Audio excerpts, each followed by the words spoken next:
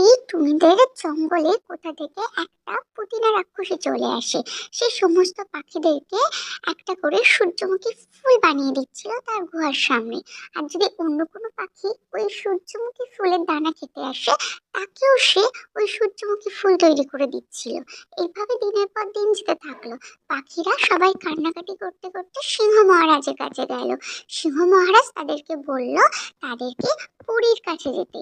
পরী তখন সেই পুতিনা রাক্ষসীর সাথে যুদ্ধ করতে গেল।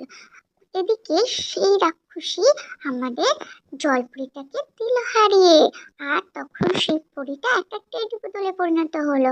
আর সে রাত্রে খুব খুব কাঁদছিল। তার কান্না দেখে টুনির খুব কষ্ট হলো। তখন সে বুদ্ধি করে শিয়াল আর তার সমস্ত বন্ধুদের আর ছাগলকে নিয়ে গিয়ে সেই সূর্যমুখী ফুল খাইয়ে দিল।